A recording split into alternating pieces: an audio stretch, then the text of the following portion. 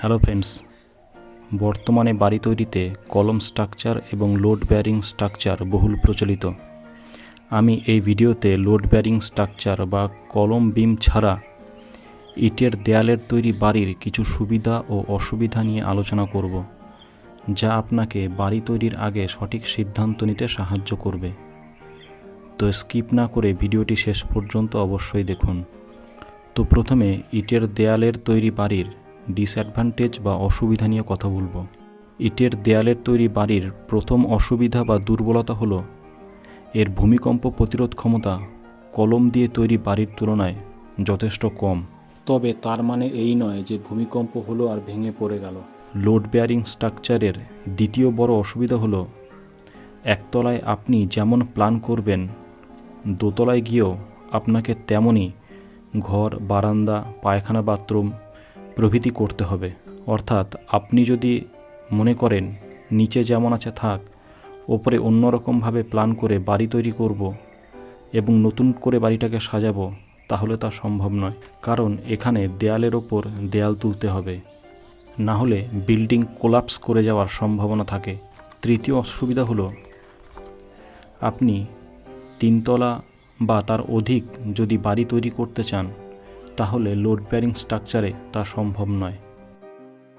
এর চতুর্থ বড় অসুবিধা হলো জলা জায়গার নরম মাটিতে, খালের ধারে বা নালার পাশে একদিক উঁচু অন্যদিক নিচু এমন জায়গায় ইটের দেয়ালের তৈরি বাড়ি বা লোড বেয়ারিং স্ট্রাকচার করা বেশ বিপজ্জনক।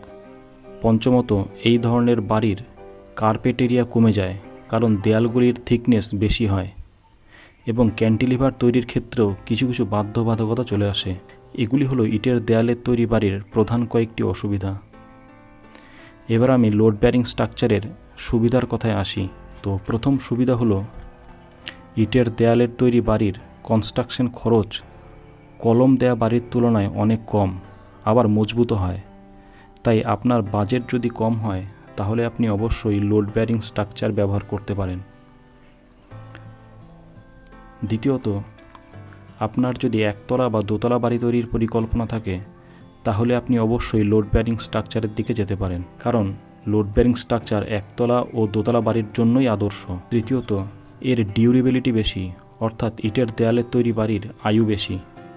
এখানে আমি একটা কথা অবশ্যই বলতে চাই, কলম ও বিমের তৈরি বাড়ির কলম ও বিম যদি প্রপারলি কাস্টিং করা না হয়, তাহলে তার আয়ু অনেক কমে যায়।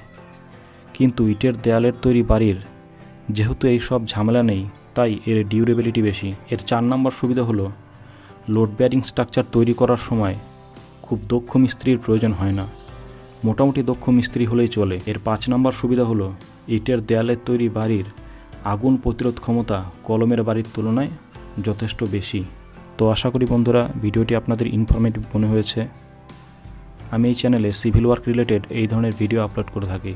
ভালো লাগলে লাইক করে সাবস্ক্রাইব করার অনুরোধ রাখছি। Thanks for watching.